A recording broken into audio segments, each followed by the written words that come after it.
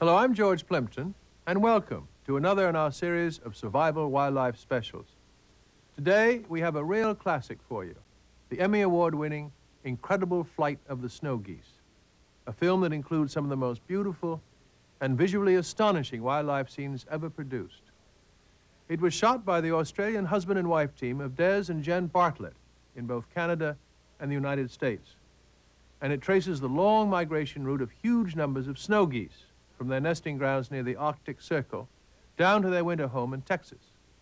Des and Jen won an Emmy for their cinematography, and you'll understand why as soon as you see the dramatic close-ups of flying birds that opens the show. A unique image that no one else has ever managed to duplicate as far as I know. And now here it is, the incredible flight of the snow geese.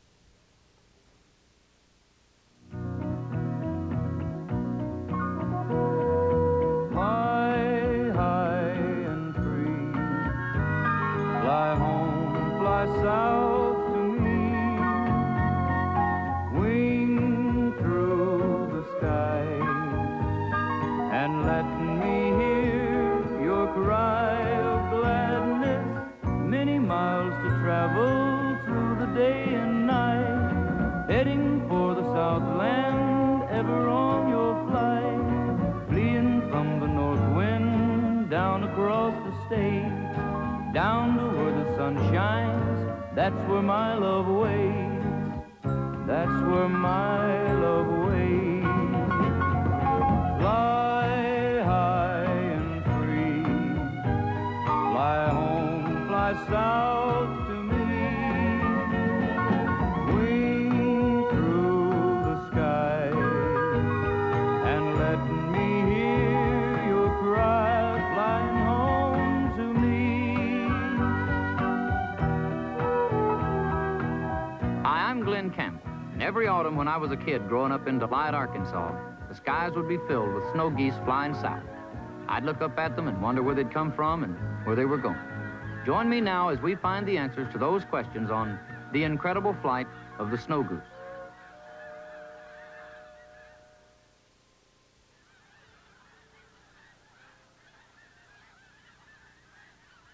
It's late May, but up here in the Arctic, spring hasn't arrived yet as the snow geese fly north to their nesting grounds. Much of the land beneath the geese still match the snow-white color of their wings. The snow geese are well named because snow governs the rhythm of their life. They can't nest on their Arctic breeding grounds until the snow is gone, usually not until early June. Then they have to raise their young and have them ready to fly south by the time snow comes again in September.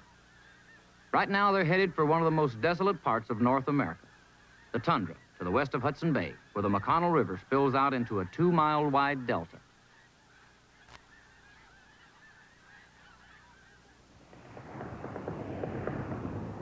This year, just before the snow geese arrives, a plane lands on this barren place.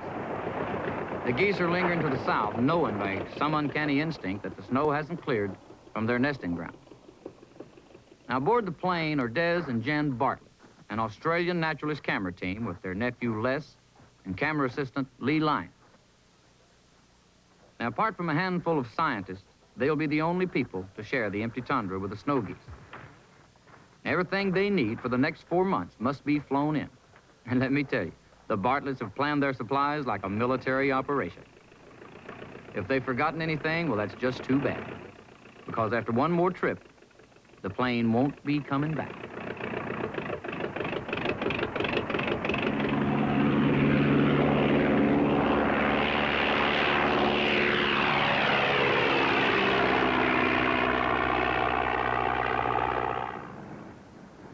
It may not look much like home, but that's what it's going to be for the Bartletts for the next 4 months. Just a drafty tent on the tundra. Now, amid a flurry of snow, they set up house. And as you can see, the ground is still too frozen for Des to drive in the tent pegs, so he has to tie his ropes down to the ground with rocks.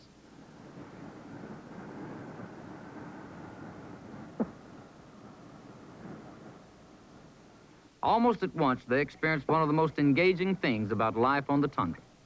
Its wild creatures are so trusting. These willow ptarmigan immediately began to share the campsite with them.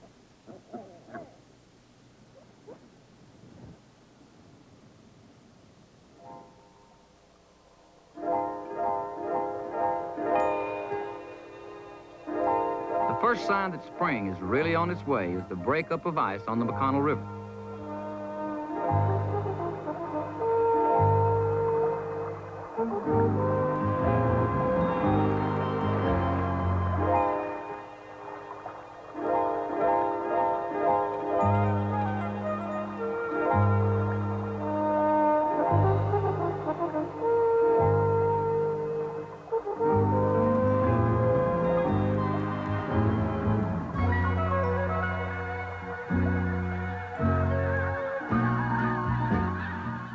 On May 23rd, the great day dawned.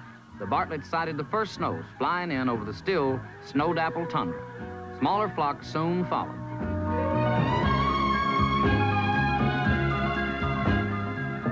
Now with this pair, there's a blue goose, which is not a separate species, but a colored variation of the lesser snow.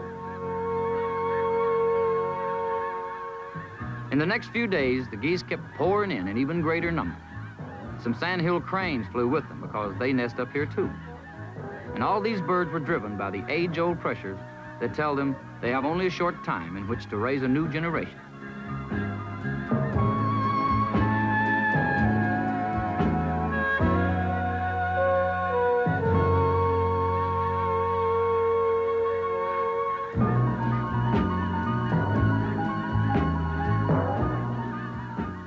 They're in a hurry to land and settle down to domestic life.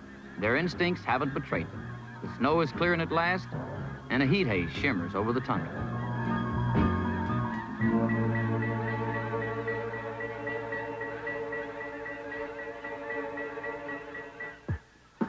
The daytime heat haze is deceptive, and overnight the tundra pools freeze again.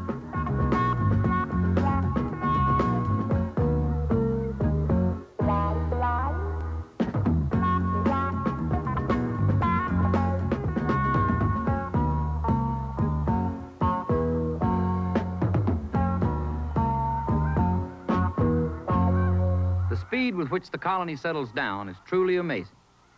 One reason is the geese don't have to look for a mate on arrival. Snow geese mate for life, and they've done their courting on the final stages of the journey north, while they were waiting a few hundred miles to the south for the snow to clear from the tundra. The pair fly around looking for a nesting site.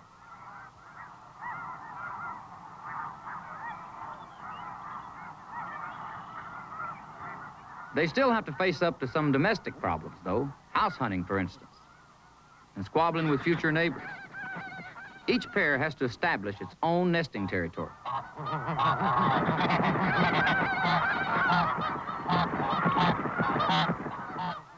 This particular blue goose, he seems to have problems with everybody, even his own kind.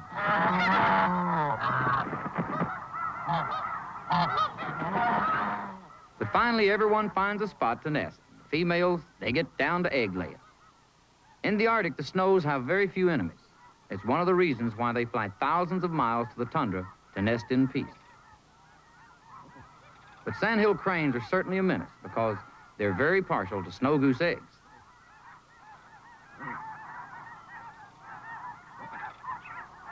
A snow goose colony loses about 10% of its eggs.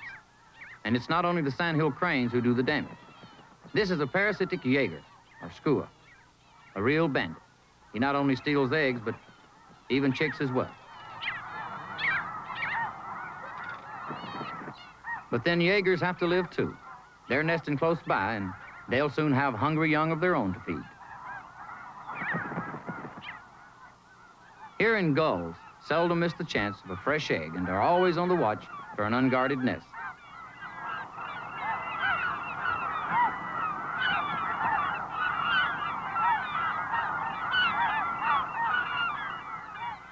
But despite all these raiders, an amazing number of eggs survive. The goslings hatch out very close together. They're active and independent little characters right from the start.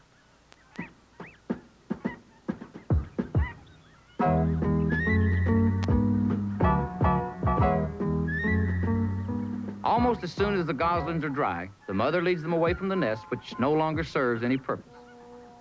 She takes them out into the open tundra toward the river.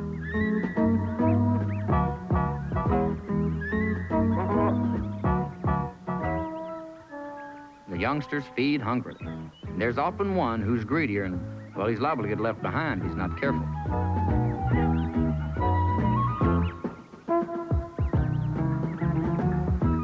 The geese are bound by very strong family ties, except for characters like this little guy.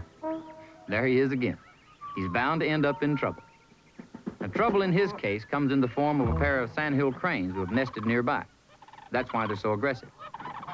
But snow geese parents gallantly defend their own young.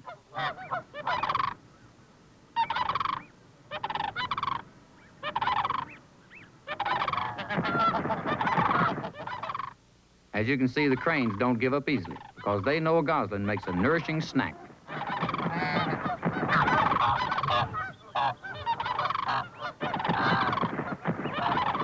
Well, there goes our little friend. No, he dropped him, thanks to his parents' courage. But the cranes, they keep on trying.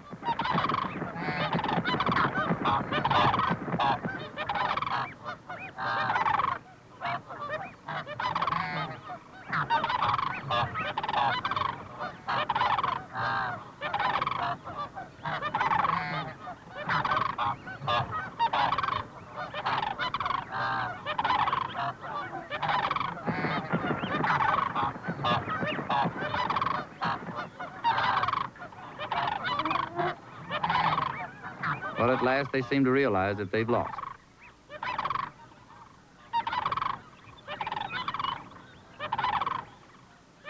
Well, the family's reunited, but whoops, this little guy, he doesn't want to learn, does he? He's so busy feeding, he stumbles over a semi-palmated sandpiper sitting on her nest.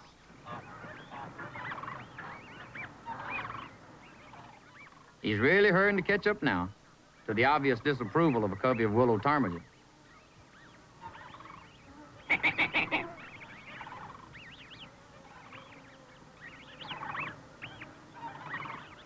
The thawing tundra has become a maze of pools. It's one of the things that makes it an ideal nesting place for waterfowl. The snow goose family is ready for its first swim. But naturally, our little individualist, he decides to take a drink. It was thirsty work dodging all those sandhill cranes. And the rest of the family joins the swimming party in the McConnell River. But look who's late again.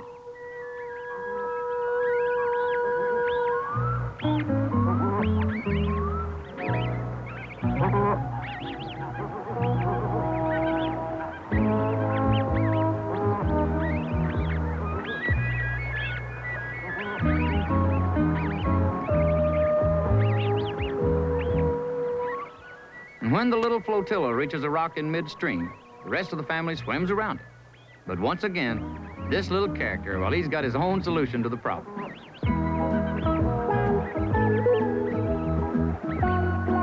He's just one of those geese who does things differently.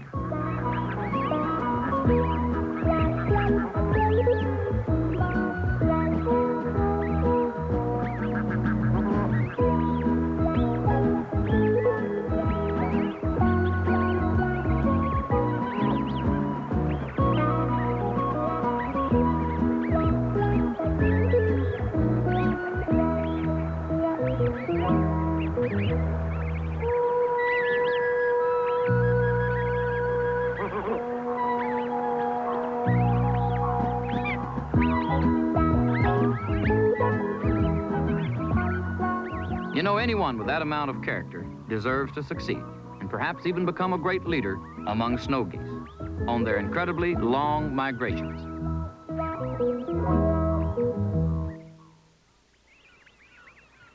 In a colony of over 200,000 snow geese, there are bound to be quite a few orphans. It's usually those chicks who have hatched out too late after the family has left the nest.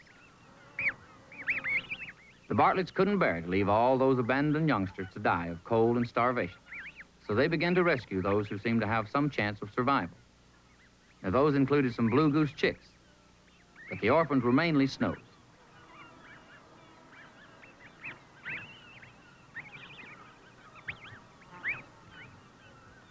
Now, as they moved about the tundra filming, they had to take the orphans with them.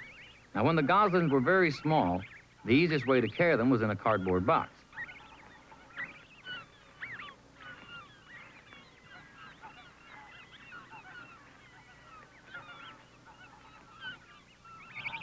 One of the most fascinating things about orphan goslings is they quickly attach themselves to people. Movement and human speech seems to attract them. And they gradually become convinced that the humans are their parents. Scientists call this process imprinting. So very soon, the Bartletts found they had imprinted a dozen or more permanent additions to their family. And they couldn't do a thing around the campsite without the little geese joining in. Even when they left camp for filming trips, the goslings insisted on going along, just as they would have followed their real snow goose parents.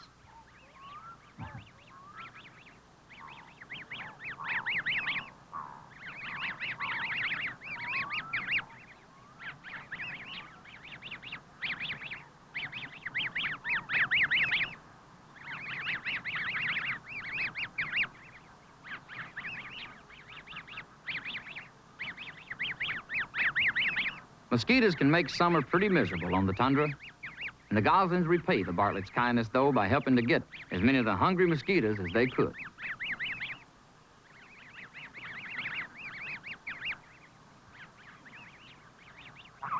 At a month old, the chicks were nearly ready to fly, and they spent a great deal of time preening their fast-growing flight feathers. They also preened Des Bartlett's boots.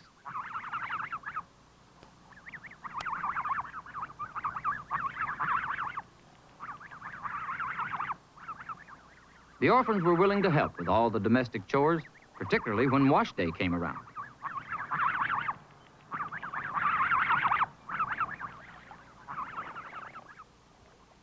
If the goslings mistook the Bartletts for their parents, well, what on earth were they to make of an old established member of the family, an adopted sandhill crane named Fred?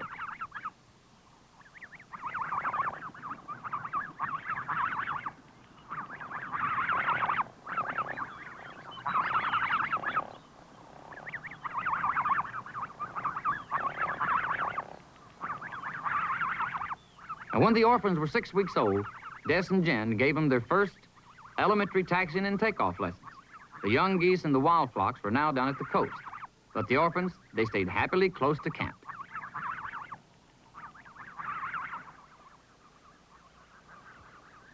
There was now no doubt the Bartletts were stuck with their young geese. When the wild geese migrated south, the orphans would somehow have to travel as part of the Bartlett household.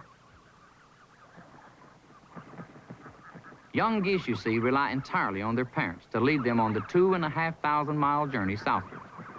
And Des and Jan were the only parents that the orphans knew and could look up to for guidance.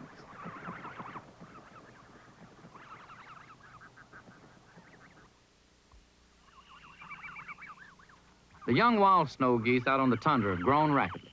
By August, they're nearly full size. They've moved away from the nesting ground, and there's plenty of food for them. The mosses and wildflowers are at their richest. The youngsters can pick and choose from the choicest tidbits all around them. Now's the time when they get their basic flying lessons.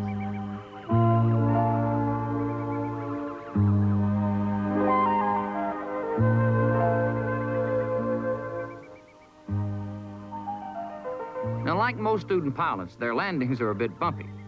But their airfields contain certain hazards to navigation, like this caribou who's enjoying the brief Arctic sunshine.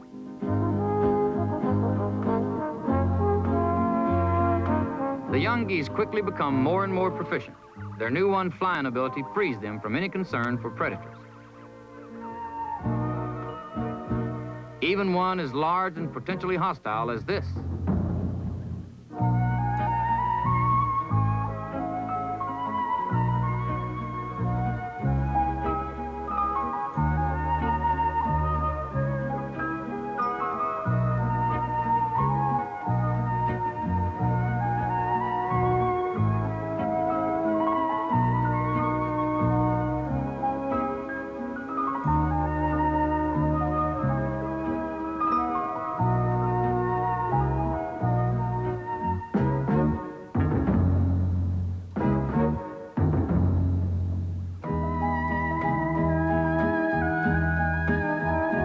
As August wears on, the young geese preen and splash together. They're fully qualified flyers now, and they're ready to face the 2,500-mile journey that will take them south ahead of the coming winter.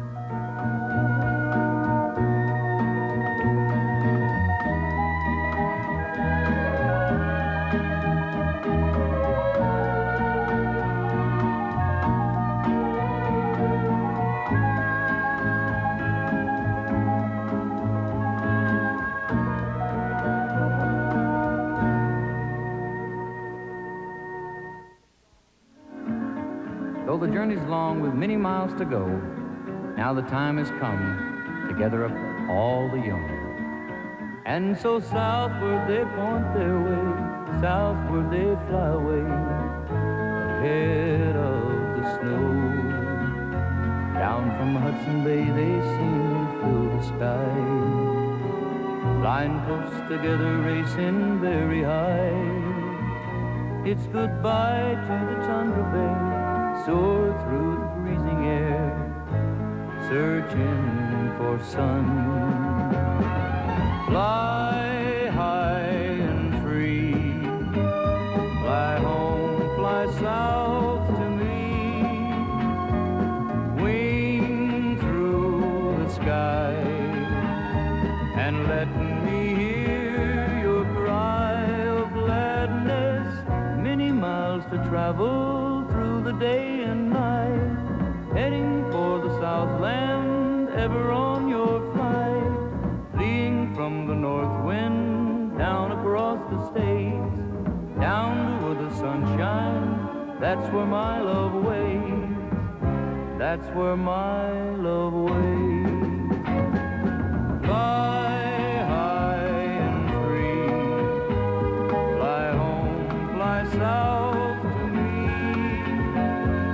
wing through the sky, and let me hear your cry, flying home to me.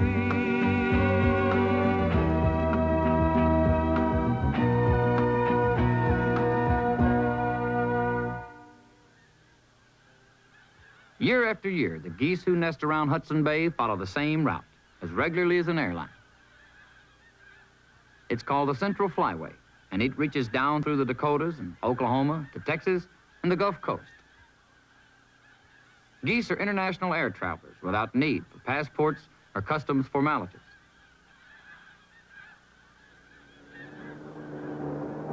It isn't quite as simple for human travelers, though, as the Bartletts were soon to discover, especially now since they had their orphan snow and blue geese traveling with them. As they drove toward the U.S. border, the geese were riding in a specially constructed trailer.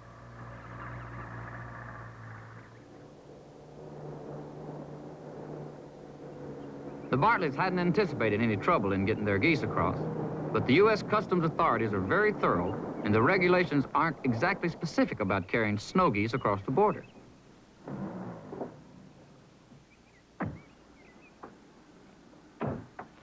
Now, Jen Bartlett and her young nephew, Les, got out to declare the contents of their trailer to the U.S. border inspector. Des Bartlett positioned the ladder so the geese could climb down and make themselves known. The custom men were interested, but not particularly impressed. The Bartletts pointed to the wild snow geese winging their way southward overhead. The custom men said reasonably enough, though, that they had no control over wild geese. They were airborne, so they enjoyed a different status. But even custom men are human, and when Des suggested he could get his own geese airborne, they raised no objection.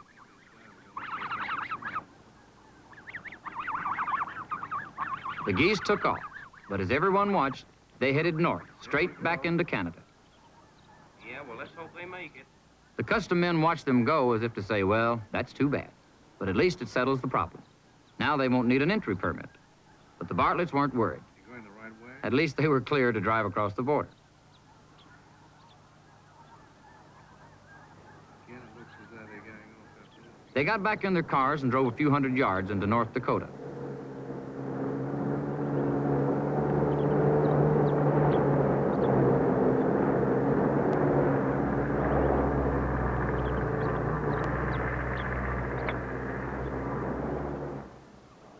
In the meantime, the geese kept flying north, but then suddenly they swung around and headed back south toward the States.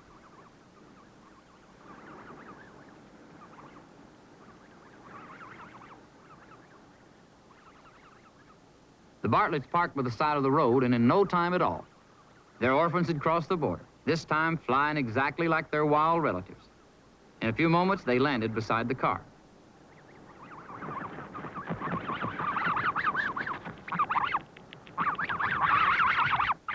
Jen looked fondly at her truants as Les helped shoo them back up the ladder and into the trailer again.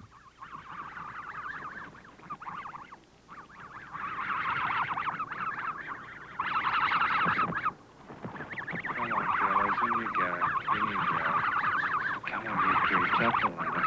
Come on, come on. At last, they were all safely aboard. And in fairness to the warm-hearted men of the U.S. Customs, there's a postscript to this episode. When the Bartletts returned for the second time, the border officials gave the Geese full clearance, and on top of that, they asked the Bartletts for their autograph. As the Snow Goose flies, it's nearly 1,000 miles from Hudson Bay to the U.S. border. It's another 200 miles to the first main staging point on the Central Flyway, Sand Lake Refuge, South Dakota. The Bartletts hurried south to catch up with the wild flocks as they flew in. There are a few more staggering sights in nature than Sand Lake Refuge when the fall migration of snow geese pile in. It's hard to believe that, as yet, only a small portion of the birds have arrived.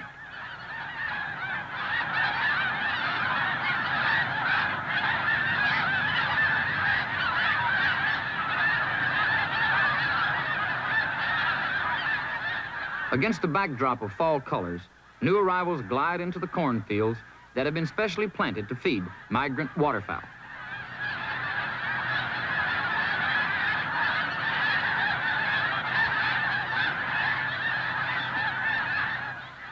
Sand Lake only recently became such an important stopover for the migrating snows. The refuge was started in the 30s for ducks, journeying from their nesting grounds on the Canadian prairies. Today, up to 250,000 snow geese virtually take over Sand Lake in the fall. And they stay until winter catches up with them and pushes them on their way south again.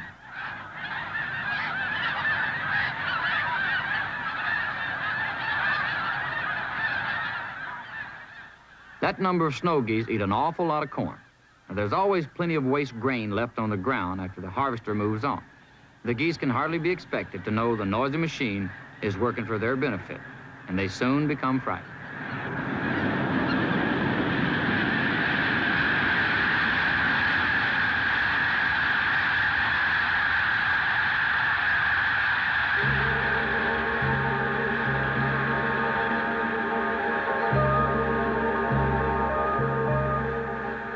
A blizzard of geese, a blizzard in which every single flake is a bird, weighing somewhere close to 5 pounds.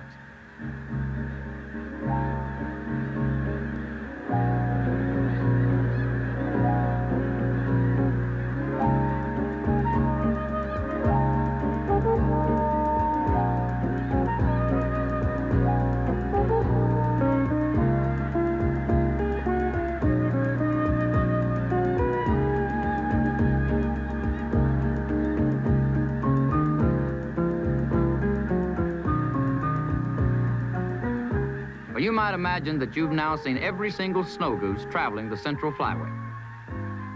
But wait a minute, you haven't. That immense flock, frightened by the harvester, is headed back to the safety of Sand Lake itself, where suddenly the number of snow geese is nearly doubled. There are at least 250,000 of them. Now that's incredible.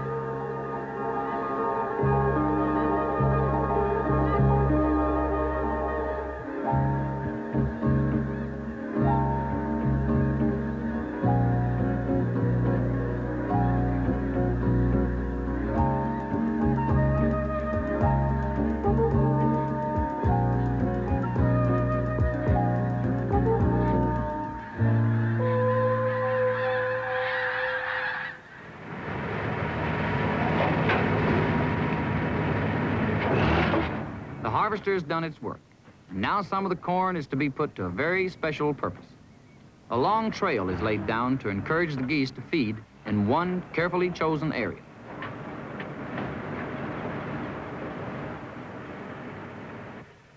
This man is loading a special kind of goose gun, but he's not a hunter. He's a member of the U.S. Fish and Wildlife Service. Lured by the golden runway of grain, the geese start to plane in.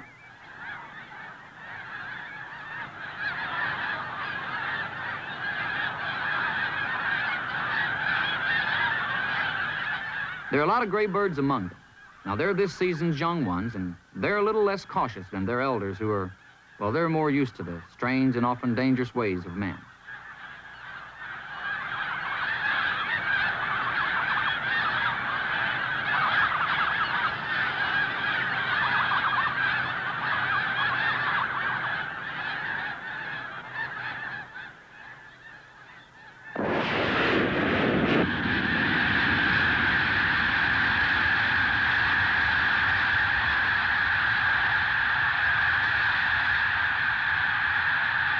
About 200 snows and blue geese have been caught, but it's done them no harm.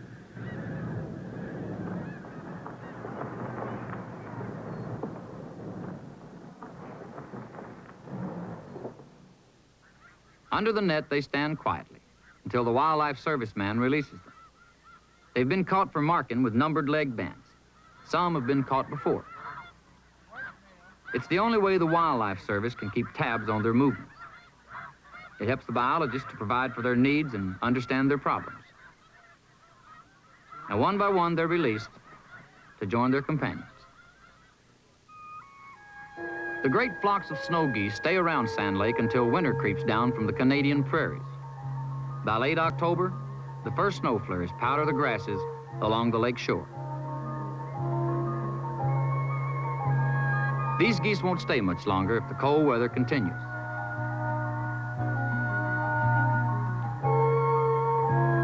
Blue and snow geese huddle miserably on the water that threatens to turn into ice at the drop of a degree.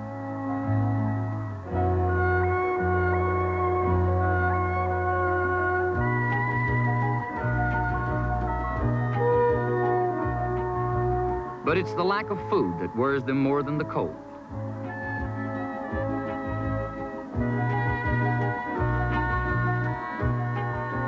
By November, it's becoming increasingly difficult to find anything to eat, and so it's time to head south again.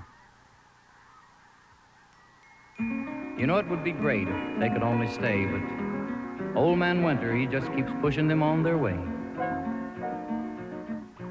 So it's high up above the clouds, leaders all calling loud, keep moving on. And they shape their schemes into those flying beams, and they cross the land to flee the chilly breeze. For the autumn is passing soon, winter is on the moon, oh, where is home? Fly high and free, fly home, fly south to me, wing through the sky, and let me hear your cry of gladness. Many miles to travel through the day and night, heading for the Southland, ever on your flight. From the north wind down across the states, down to where the sun shines, that's where my love waits, that's where my love waits. Fly high and free, fly home, fly south to me, wing through the sky, and let me hear flying home to me.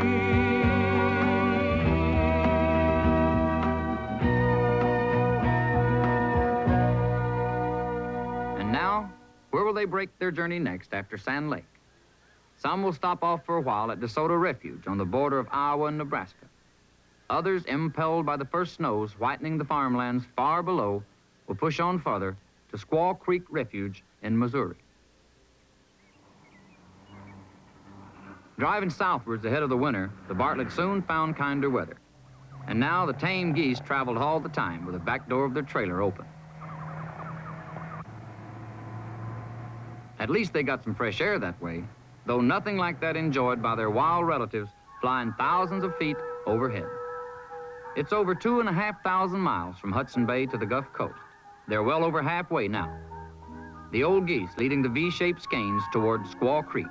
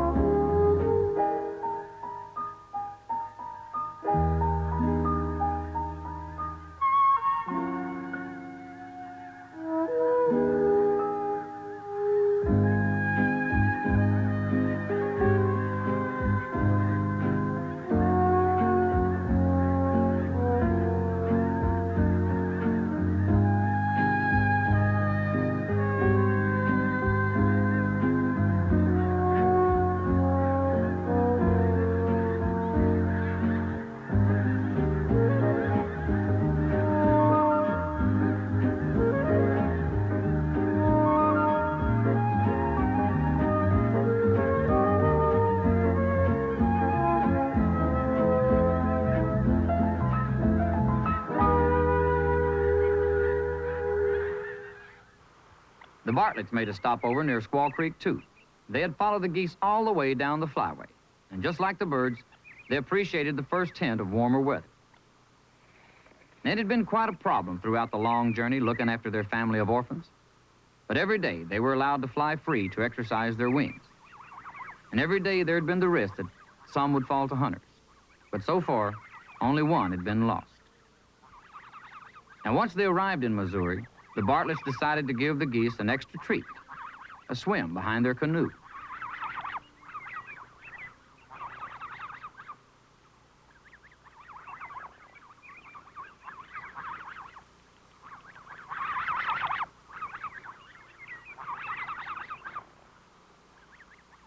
They have another orphan traveling with them, that's Sandhill Crane, and he never likes to be left out of anything. Sandhill cranes don't usually go in for swimming. Fred, he's an exceptional bird in almost every way. For a while, the mixed family of snows and blue geese, with Fred bringing up the rear, they followed Jen and her nephew in the canoe. But their favorite sport is quite definitely flying.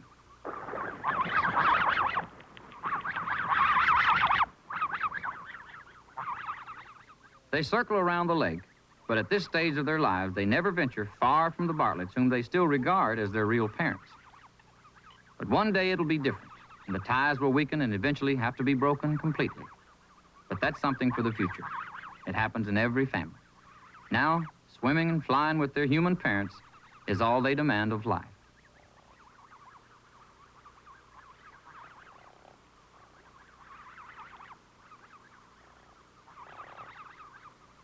Although Fred can take off from water, he just paddles along behind. Fred has other talents, however.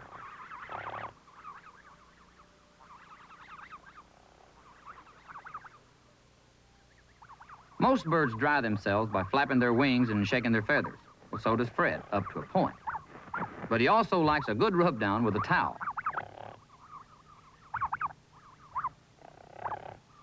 Not even the Bartletts have ever seen this behavior before. Perhaps in the wild, he might use a piece of moss for a similar purpose. At any rate, it's a pretty strange bit of business.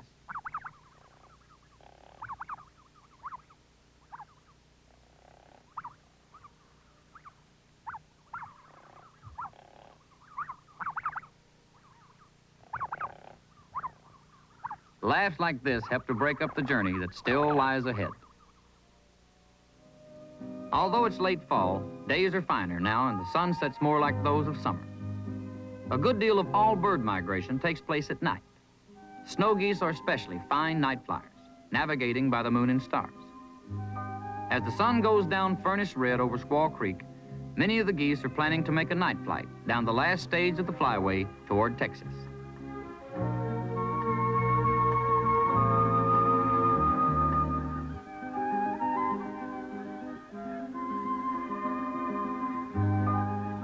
They sense that flying conditions are going to be perfect, with a full moon rising early in a clear sky.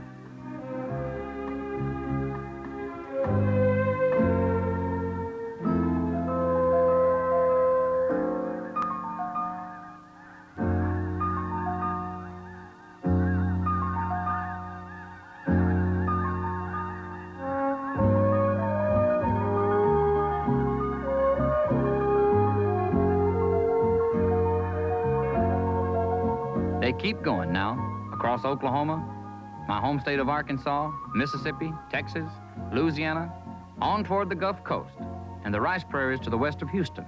The last stretch of the migration covers over 600 miles.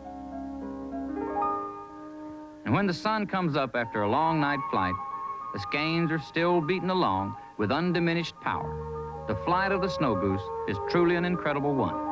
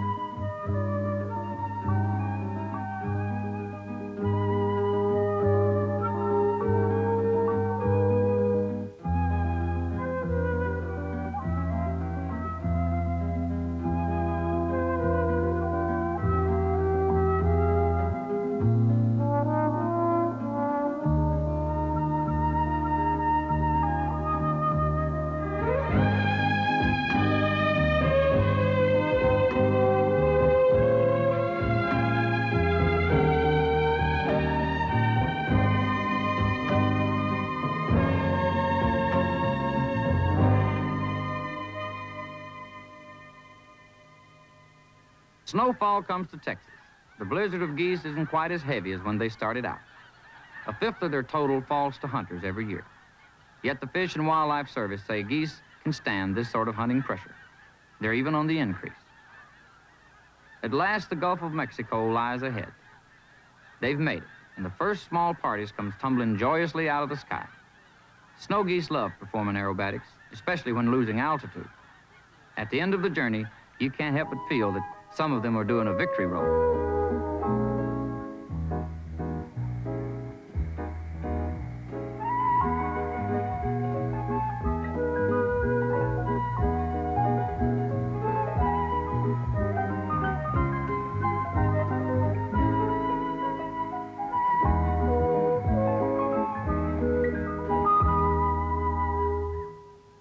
It's Texas at last.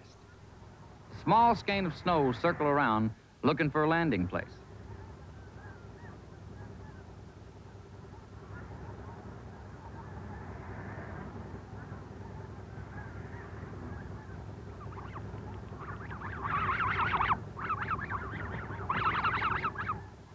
It's the farmland that they really want. Because here on the rich farmland, they can find rice, grain, and sweet short grasses. Even a wildflower or two. These are all young birds, born a few months ago back on the tundra, and led all the way to Texas by their parents. For old and young, there's a land of plenty to be enjoyed among the Texas rice fields and cattle ranches. Julie, the Bartlett's daughter, she joins them during school vacation. Julie lets the orphans out for their daily flying exercises. More and more, the Bartletts realize that when spring comes, their geese may leave them to join up with the wild flocks on their return trip to the north. Now they shoot some scenes of their tame birds flying behind their station wagon while the family is still together.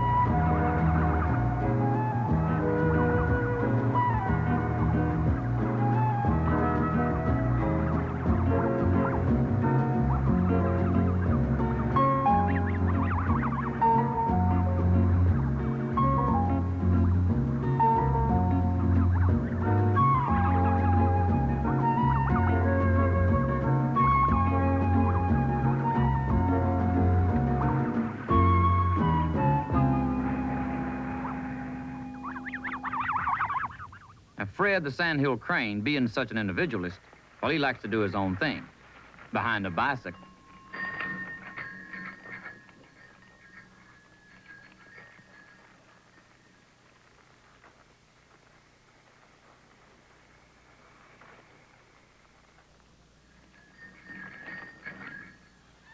The wild snow goose flocks have stayed happily down south all winter. The Bartlett's orphans, well, they've been quite content, too. But in March, the wild snows begin to get restless. The urge to go north again is tugging at their hearts. So now when Des and Jen take their geese out for exercise, they feel a tug at their hearts, too. They want their geese to return to the wild, but know they'll be brokenhearted when it happens.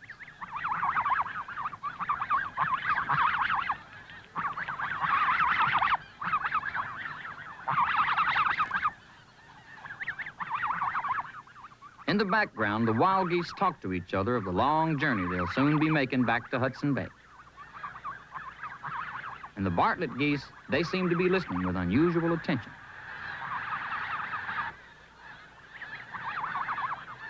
Could today be the day on which they break the ties that hold them to their human foster parents?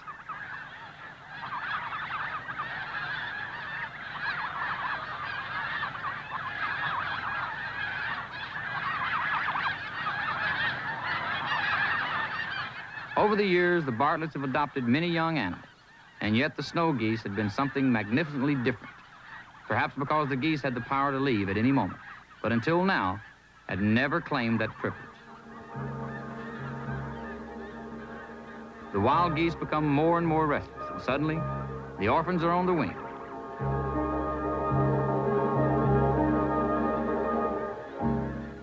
They begin a wide circle around the cars, as they've done so many times before.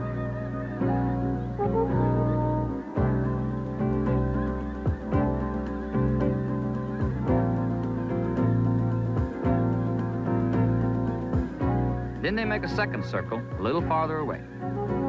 And this time, as they fly over the cars, some seem to dip, almost in salute.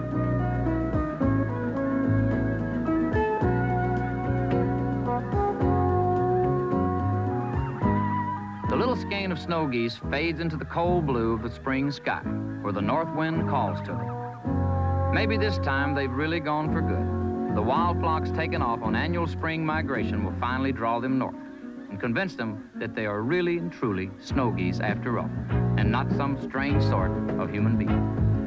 Fly high and free, fly north away from me, wing through the sky, and let me hear your cry of goodbye. Many miles to travel through the day and night, heading for the Northland, ever on your flight, fleeing from the south wind, up across the states, far from where your heart's been. That's where I shall wait, that's where I shall wait. Fly high and free, fly north away from me, wing through the sky, and let me hear your cry, flying far from me.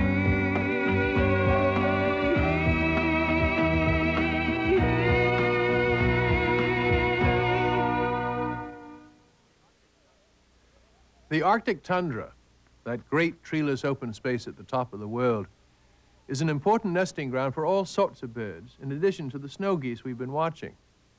And while the Bartletts spent most of their time filming the snows, they also managed to record a lot of their neighbors as well.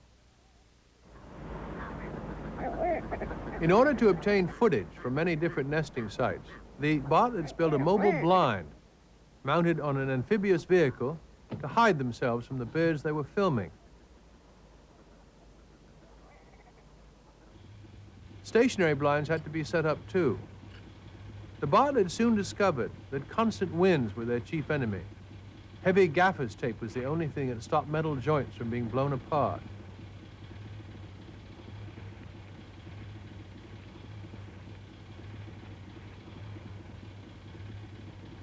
The amphibious vehicle was a necessity for getting around to the dozens of different filming locations.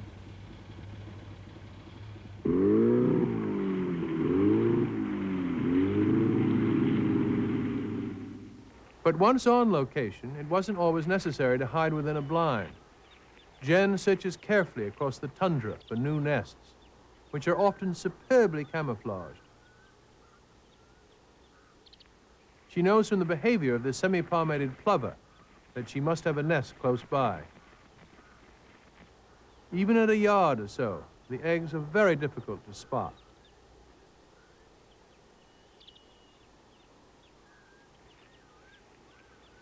The bird is putting on a fluttering display, as if it had broken its wing, and that's, of course, to draw Jen away.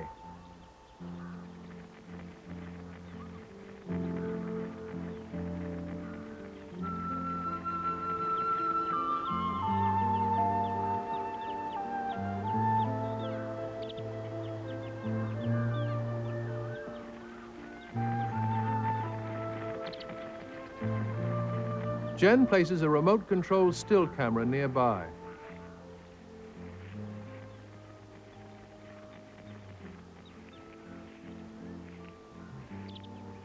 Gradually, the plover calms down. It seems to show relief as soon as Jen moves off. It will be left in peace to sit unself-consciously for its portrait.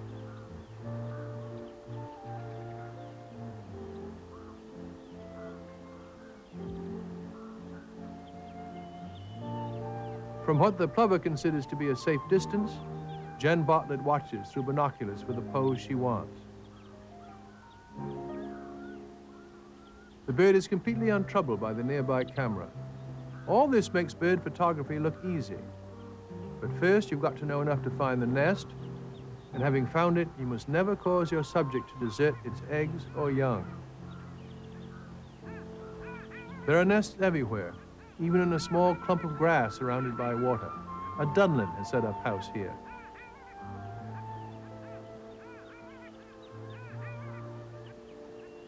The lapwing bunting, or long spur, has traveled at least 1,000 miles from the central eastern United States.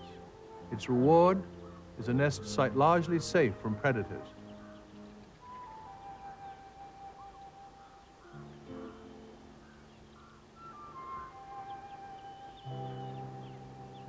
The incredible thing about this flat, featureless land is how nesting birds of all kinds manage to melt and merge into it. If the long spur kept still, you'd never really notice it. And if danger were present, that's what it would do, keep still. And that's the view from only 6 feet away. There's something moving in the willow scrub. It's a duck, a hen pintail. Pintails have a well-earned reputation for deserting their nests, so extra care must be taken in filming them. To be aware of that possibility is all part of the job of being a naturalist cameraman, or a bird watcher for that matter.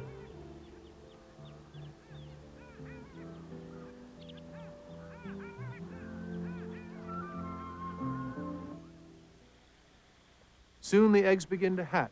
This brand new whistling swan cygnet is the first of 3 to emerge from a nest near the Bartlett's camp. These Canadian Arctic breeders winter in Chesapeake Bay on the Maryland coast, and some, which breed far to the west in Alaska, cross the entire continent to winter in Chesapeake Bay as well. They make non-stop flights of about 600 miles at a clip. A team of ornithologists discovered this by attaching tiny radio sets to a few birds and then following them at a discrete distance in a plane.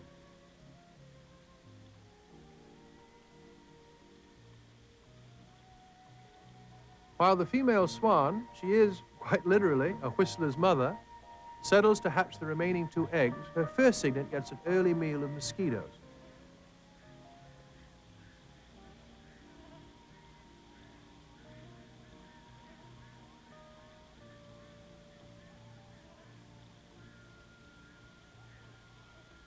Right alongside, a black-throated loon has hatched her first young. The mother calls the chick into the water, which will be its natural element for 90% of its life. Loons have an extraordinary sort of Art Deco look to them.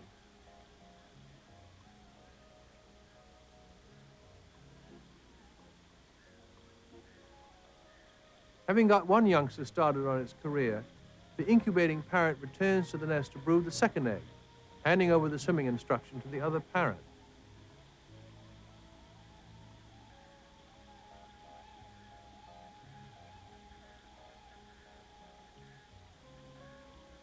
But the temptation to return to a warmer environment is too strong, and the chick struggles up the bank. The Arctic tundra. It may be flat, cold, uncomfortable, but it's a bird watcher's paradise. I'm glad you were able to join us for the incredible flight of the snow geese, and I hope we'll see you again for our next Survival Wildlife Special.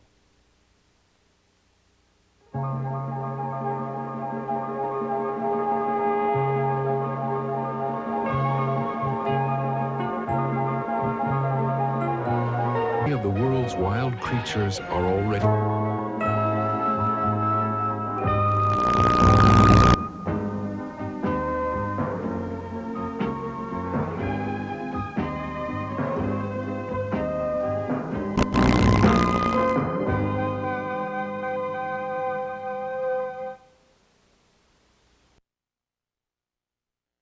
by the financial support of